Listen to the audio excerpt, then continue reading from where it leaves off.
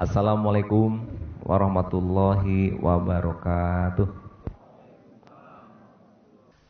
Alhamdulillahilladzi kana bi'ibadihi khabiran basiran. Tabarakalladzi ja'ala fis sama'i burujan wa ja'ala fiha sirajan wa qamaran munira. Asyhadu an la ilaha illallah wa asyhadu anna Muhammadan abduhu wa rasuluh alladzi ba'atsahu bil haqq basyiran wa nadhiran wa da'iyan ilal haqq bi isnihi wa sirajan munira. Allahumma sholli alaihi wa ala alihi wa sahbihi wa sallim taslima katsiran. Amma ba'd. Alhamdulillah, kita tidak bosan-bosannya untuk bersyukur kepada Allah, dan juga kita selalu memuja dan memuji Allah, karena Allah lah semuanya yang memberikan kepada kita kebaikan-kebaikan, termasuk juga kesehatan, kekuatan yang ada pada diri kita, dan juga rezeki yang kita terima juga datang dari Allah. Maka patut kita setiap hari, setiap waktu untuk senantiasa mengucapkan Alhamdulillah. Jadi ucapan Alhamdulillah ini harus setiap saat Bapak Ibu menyertai kehidupan kita. Bahkan kata Rasulullah, Alhamdulillah ala kulli halin. Ucapkan Alhamdulillah dalam segala sesuatu apapun, situasi apapun.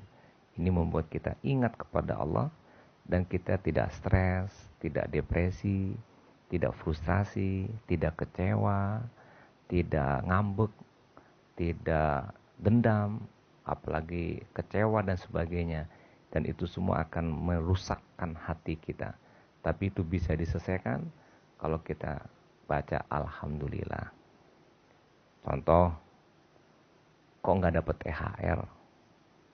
Gara-gara nggak dapat THR, marah-marah, kecewa. Loh, siapa yang dimarahin? Kecewa kepada siapa pula? Tapi begitu dia, marah, kecewa, di rumah pun demikian. Nah, ingat pesan Nabi, baca Alhamdulillah. Kok nggak dapat THR, baca Alhamdulillah? Ya iya, baca Alhamdulillah. Alhamdulillah ya Allah, terima kasih. Aku sudah jadi pegawai. Coba orang lain masih nganggur, jangan THR, jangankan THR, gaji pun nggak dapat. Alhamdulillah nggak Bapak Ibu?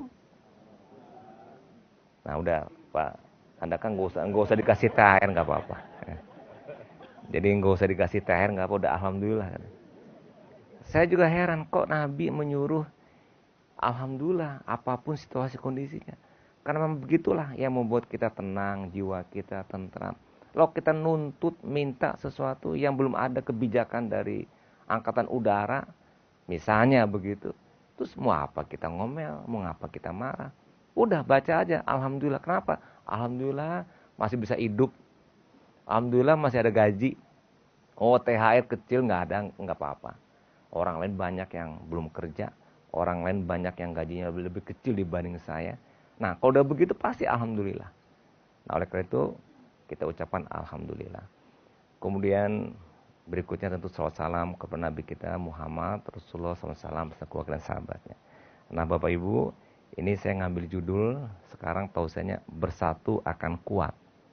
Ada pepatah kita ya, bersatu teguh, bercerai runtuh. Saya rasa ini secara sunnatullah, ketentuan Allah itu pasti rumusnya begitu. Bersama kuat, berpisah-pisah lemah. Tapi herannya kita dalam kehidupan sehari-hari belum tentu mau begitu. Kalau kerja egois, masing-masing aja kerjaannya. Nanya nggak mau, ditanya nggak mau, kerjasama apa lagi? Bahasanya individualis. Terus kalau berhasil dia mempelagak, membanggakan dirinya hebat, mampu, sombong, merasa bisa dan sebagainya. Padahal nggak ada Bapak Ibu satu rumus di luar dari bersama itu teguh, kemudian dia menganggap bersama itu runtuh, nggak ada. Bersama pasti kuat. Berpisah satu-satu pasti lemah dan cerai-berai dan runtuh. Jadi kalau kita dalam pekerjaan tadi yang saya contohkan, kalau mau sukses harus bersama. Harus ada teamwork. Nggak bisa. Kerja itu harus sama. Dan dalam kerja yang sama ada memang pimpinannya satu. Komandannya, ketuanya, kepalanya, koordinatornya. Mesti ada. Tapi kerja apapun harus bersama. Nggak mungkin dikerja sendirian. Kecuali urusan pribadi, makan, minum. Tapi makan pun juga. Yang kita makan kan kerja orang rame-rame juga. Coba, siapa yang jadiin padi, beras? Petani. Siapa yang ngolahnya di heller? Pengusaha yang ngejual ke pasar. Pedagang.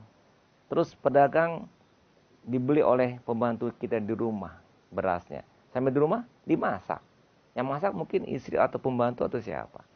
Baru selesai, dihidangkan di meja, kita makan. Jadi nggak bisa kita hidup sendiri. Harus bersama dan mengakui kebersamaan. Coba kita lihat kegagalan-kegagalan dalam sebuah pekerjaan. Apapun kerja di tempat kita, di kantor, tempat kita di organisasi, atau dalam tugas-tugas kepanitiaan. Nggak mungkin sendirian. Harus rame-rame. Nah, kalau sudah rame-rame, harus solid, harus kompak, harus bersinergi, dan harus bekerja sama.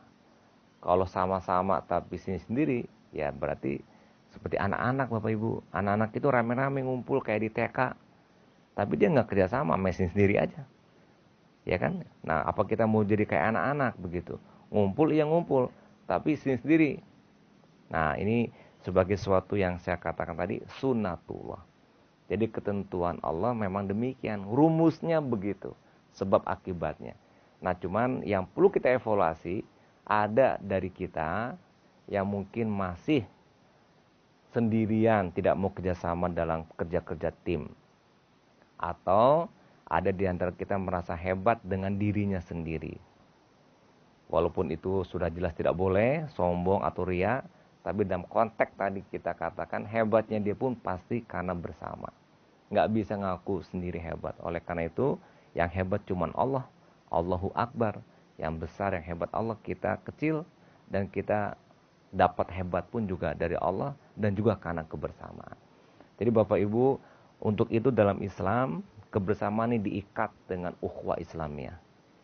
Innamal mu'minuna ikhwah fa aslihu baina akhwaikum wattaqullaha la'alakum turhamun.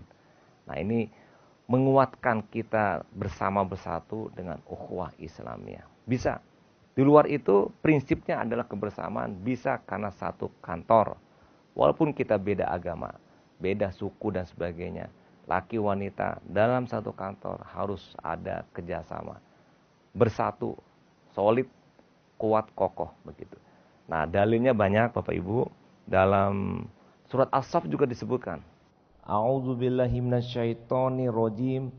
Innallaha yuhibbul ladzina yuqatiluna fi sabilihi shaffan ka'annahum bunyanum marsus. Shadaqallahul azim.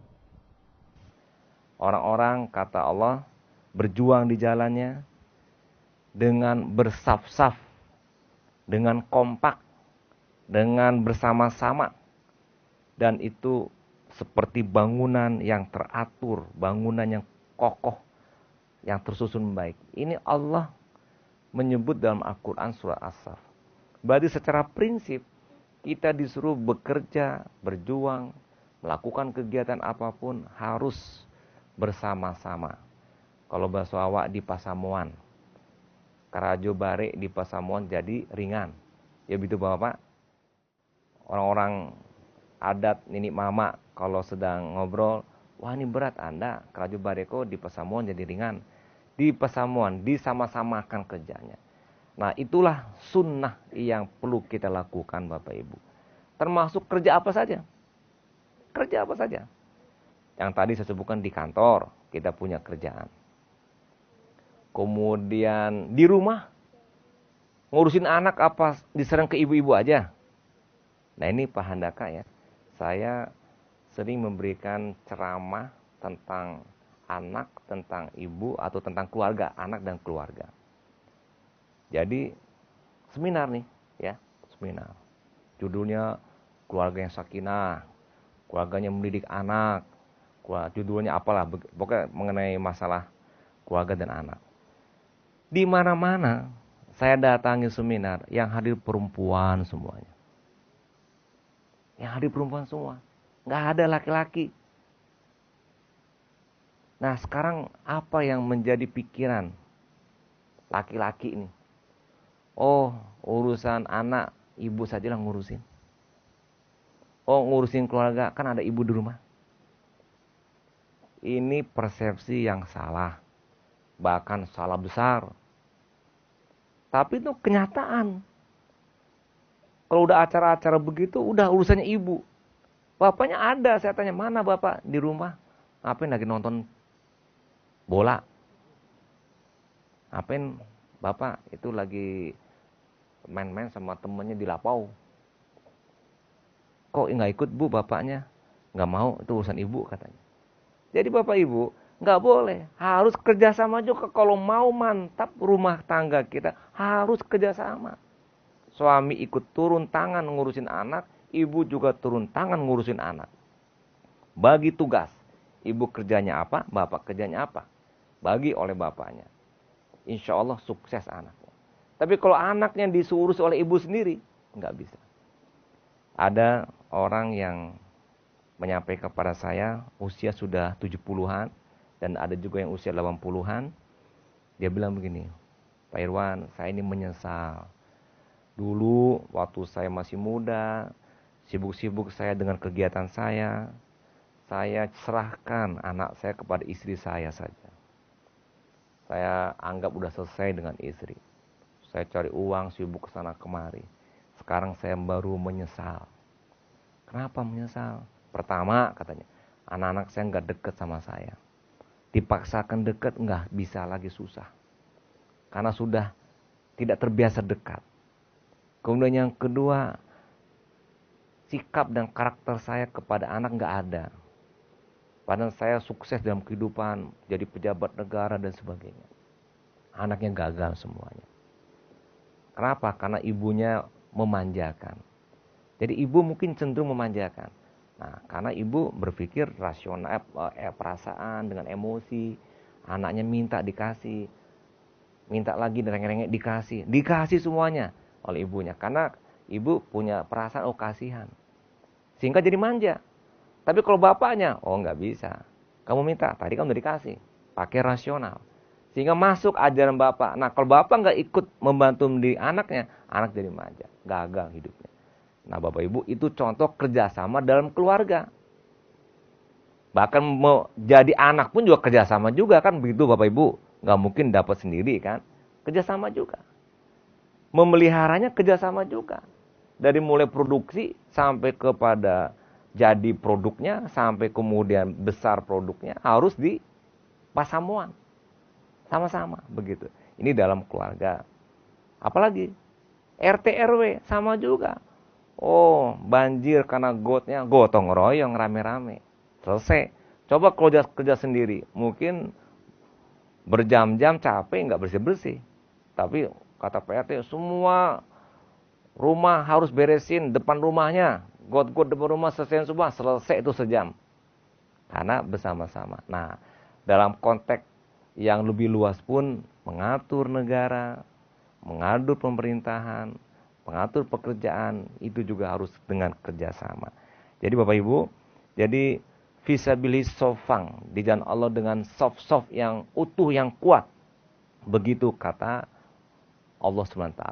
Dalam hadis pun juga disebutkan, al-arwahu junudun mujannadah, fama ta'arofa minha i'talafa, wama tanakaru minha ikhtalafa. Jadi kata Allah, kalau kita itu bersatu, maka kita akan kuat. Kalau kita akan berbeda, kita akan bercerai, berai, dan akan runtuh. Dan kata Rasulullah, itulah kita untuk selalu bersama supaya kita satu.